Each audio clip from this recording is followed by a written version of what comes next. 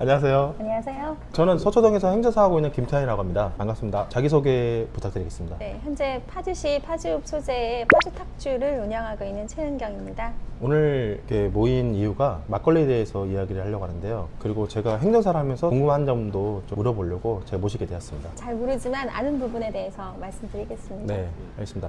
저 막걸리를 먹으면서 좀 진행하겠습니다. 네. 맨정 씨는 못할 것 같아가지고 로하트 마법사예요. 평소에 제가 막걸리 너무 좋아해가지고 막걸리 좋아하시나요? 네, 좋아합니다.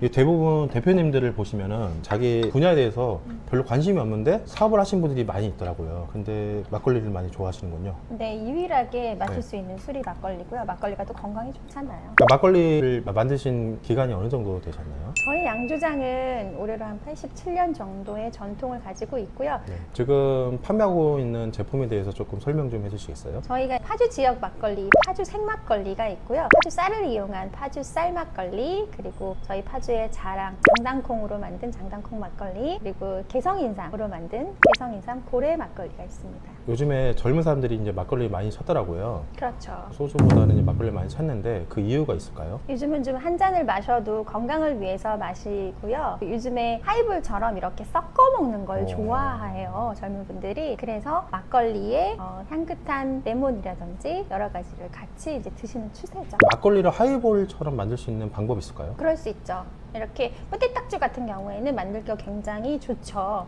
이렇게 맑은 막걸리에다가 좋아하시는 것들을 넣어서 드시면 좋을 것 같아요. 제가 이제 주류 판매업을 하고 있는데 이 주류 판매업을 세무사에다가 신청을 하더라고요. 이거를 왜 세무사에다가 하는 거지? 그리고 세무사 직원들도 주류 판매업이 뭔지를 잘 모르는 분들이 많아요. 이게 맞아요. 왜 그럴까요? 이 막걸리는 주세를 내요. 주세를 담당하고 있는 곳이 세무서이고, 세무서에서도 잘 모르시는 이유가 거의 한 분 정도만 이 주세에 관련된 업무를 담당하고 계세요. 그러다 보니 다른 분들은 잘 모르실 수 있죠. 그런 부분에서 어려움이 좀 많으시죠?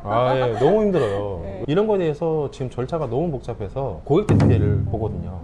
이런 거에 대해서 어떻게 생각하시나요? 예전에는 집에서 집집마다 막걸리를 만들어서 드셨어요. 근데 일제시대 이후에 드시는 막걸리에 대한 세금을 부과하기 위해서 이렇게 주세라는 게 만들어지게 됐고요. 저희 나라가 주세를 담당하는 곳이 세무서라 보니까 이런 또 절차의 번거로움이 또 있을 수 있을 거라 생각이 드네요. 그리고 제가 이 뿌띠탁주 같은 경우를 인터넷에 판매하고 싶은데 너무 어려워요. 이게 농업법인도 만들어야 되고 거기에 주주를 농부를 이제 넣어야 돼요. 근데 이 농부라는 게 찾기가 너무 힘들거든요.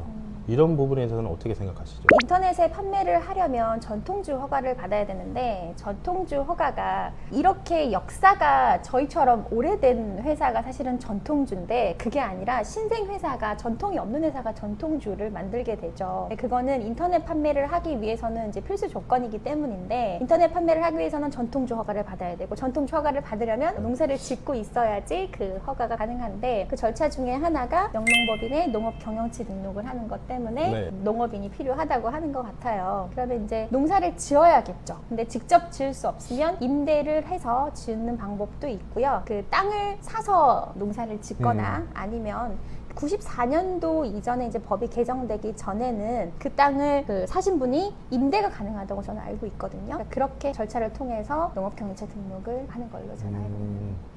그리고 사실 법조항을 따져보면은 막걸리는 쌀로 만들기 때문에 그 쌀을 이용해야 된다고 돼 있지 농사를 직접 지으라는 말은 없었고, 그렇기 때문에 이거를 대농을 해서 진행을 한다고 하면은 주주를 찾기가 힘들고, 직접 지으려고 하면은 또 토지를 사야 되고, 이런 거에 대해서 지금 앞으로도 개정할 게 좀 많이 보이거든요. 이런 부분에 대해서 양조장을 운영하시면서 힘드신 점이 없으신가요? 저희도 물론 영농법인을 통해서 전통주 허가를 받고 또 제품 출시를 준비 중인데요. 그런 과정에서 저희도 여러 가지 어려움이 있었죠. 농업 경영체 등록하는 부분에 대해서 많은 어려움이 있었어요. 말씀하신 것처럼 제가 직접 농사를 지어야 되는 상황이었고, 그래서 저는 이제 토지를 임대를 해서 저희가 막걸리를 만들 때 장당콩을 사용해요. 그래서 제가 그럼 직접 한번 장당콩을 심어서 재배를 한번 해보자. 그래서 현재 지금 하고 있고요.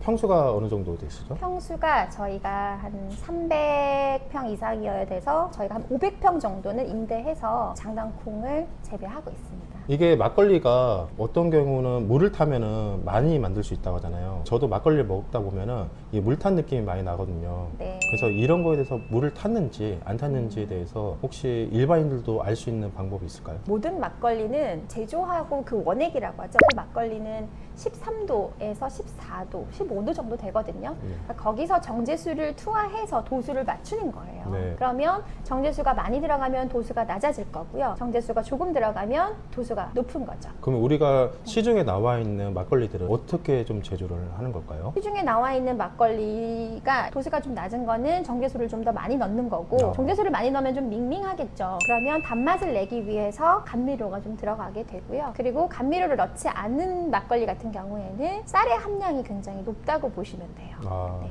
여러분들 이렇게 성분표 이렇게 보시죠. 이렇게 네. 보시면 쌀이 몇 프로 들어가 있는지가 아마 보이실 거예요. 네. 지금 요즘에 막걸리 바도 생기고 네. 막걸리에 대해서 이제 젊은 층들이 많이 이용하고 있는데요. 앞으로 막걸리의 시장성이 어떻게 될지 마지막으로 말씀 부탁드리겠습니다. 앞으로 막걸리 시장은요, 건강한 막걸리 그리고 칵테일처럼 마실 수 있는 막걸리가 요즘 젊은 분들한테 인기를 얻을 것 같습니다. 그러면 제가 이거 섞었던 네. 막걸리를 네. 제가 얼음에 한번 넣어서 드려보겠습니다. 한번 드셔보시고 네.